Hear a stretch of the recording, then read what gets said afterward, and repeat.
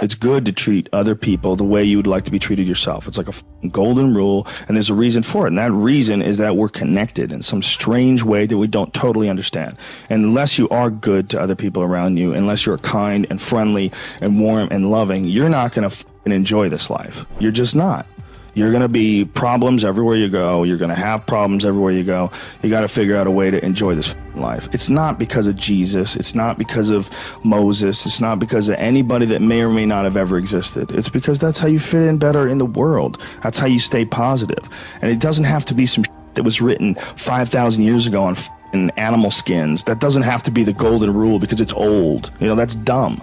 We need to figure out, like, now, today, what is, the best way to live your life? What is the, there's got to be ways you can be putting forward the most positive energy. I mean, we know objectively what's causing pollution. We know objectively what's causing birth defects, and we're taking in too much chemicals and not enough vitamins. We know objectively all this stuff. We know how to organize our world, and yet we don't do it. We know how to organize our health, and yet very few people do it. We know all these things. The right path to, like, being like a happy, healthy person is to do all the shit that we already know you're supposed to do. Take care of your body, take care of your health, take care of your mind, your stress, meditate, be kind to people. We all know that. I mean, you ask anybody, they know how to get by and to be the most evolved version of you that you can be. I mean, it's not like a magical checklist. If you talk to people about it, you said, okay, here you got a person, you want to improve them. What are the things that you're going to do to them? Okay, well, if I was a life coach, the first thing I would say is this guy's got to get on a diet that makes him healthy. I don't mean a diet just to lose weight. I mean just healthy foods in your body. Many vegetables. Vegetables, a lot of good quality protein, a lot of water. Stop the sodas, stop the bullshit. Start working out your body and get a better sense of, like, how this machine feels when it's moving, it's flowing better, there's less tension in it, your mind feels like relaxed, and you enjoy every single moment of the day better. Step one, everybody knows that step, right? What's step two? Be cool to people. Be nice to as many people as you can. Smile at as many people as you can. Have them smile back at you. Tip well when you go to restaurants. Just do the most you can. Be as nice as you can, and just still manage to not have people walk all over you. Just get through this life as nice as you can. What else? Do what you want to do with your life, right? Don't go be doing something you don't enjoy. Don't do something don't get locked into, a car that you can't afford and doing something crazy because you need the money. Don't do that. Do what you want to do. Do what the is it that you really want to do? Because if someone else is doing it, you can do it. I mean, everybody makes their own path through this world, but a lot of people don't follow the path that they really feel pulled to. Just for whatever reason, they got negative programming. When they were kids, someone told them they couldn't do it, or told them to take the shortcut, or take the shore route.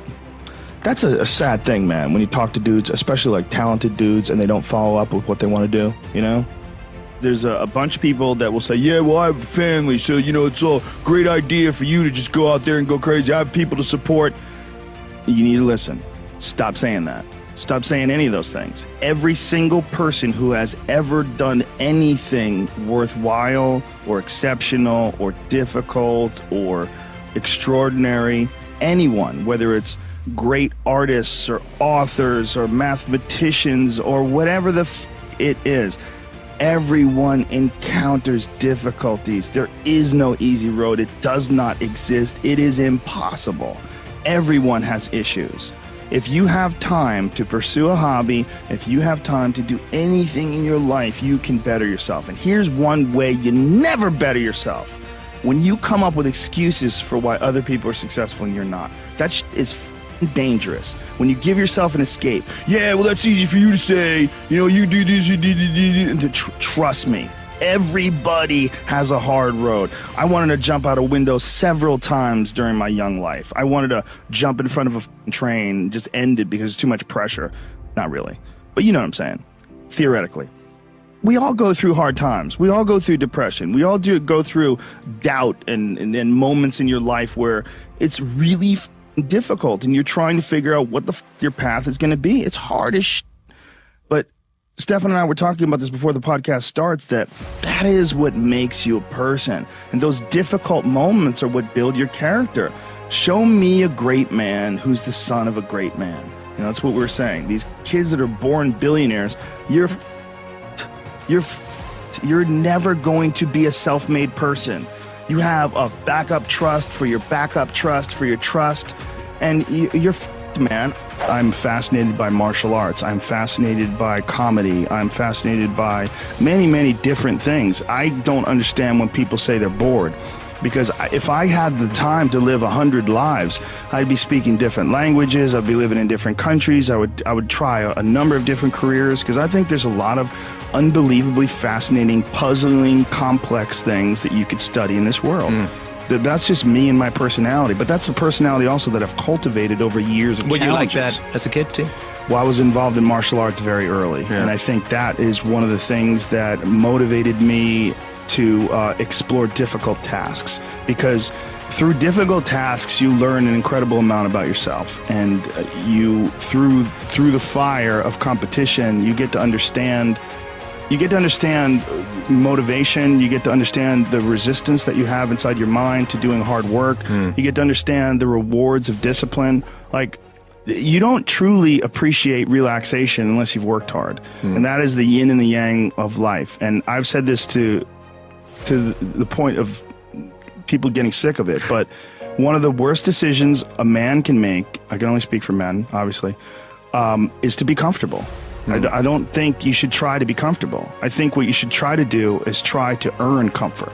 And if you can get a day off where you've worked hard and you've accomplished goals, that day off will be so sweet. When I work hard and I sit in front of the TV, I enjoy the shit out of it. I put my feet up, I have a nice drink, I enjoy one my of those free chairs time. that knids your back or something like that? I do have one of those. Do you really? Those are great. They're great, right? Yeah. I don't use it that much though. Honestly, I'm more of a workaholic than I should be, probably. If the balance was, I probably should relax more than I do, but I never feel like I earned it. But that's part of the reason why when I do feel like I earned it, I can enjoy it. It's because I am more connected to the idea that I need to accomplish things, and it's not like for anybody else's benefit other than my own, or anybody else's approval other than my own. When I have a task, whether it's today I'm going to write 1,000 words, or 2,000 or whatever the number is. If I don't do that, I write things down. Like, I'll write down a list of things that get accomplished that day. And if I don't accomplish that, I'll get sick. Like, it'll drive me crazy. If I can't fill out that list, that drives me nuts, but that's what led me to be a championship level martial artist. That's what led me to achieve it's like that. It's the reinforcement of those goals, like understanding that you can achieve those goals. It's going to be difficult. You're going to push through the difficulty, and then you're going to understand what difficulty truly is, and how much of it is just mental, how much of it is just in your mind, this adversity to difficult task or to struggle. And a lot of people have that. They're scared. They're scared of complications. They're scared of failure. Failure is a big one that people are afraid of, but failure is one of the most important things you could ever have as far as like the motivation to do things differently. One of the reasons why I think that I'm good at friendships and relationships is because I've failed at them in the past. One of the things that I'm good at comedy is because I've bombed on stage. One of the reasons why I'm good at work is because I've been a shit worker in the past, and I know the feeling of failure, the feeling of shame, of being like a weak, non-motivated, lazy person. That's a weak feeling. You don't respect yourself. And I have this phrase that I use all the time to people to try to motivate people. I say that be the hero in your own movie. Pretend that if your life was a movie and your life started now, what would the hero do?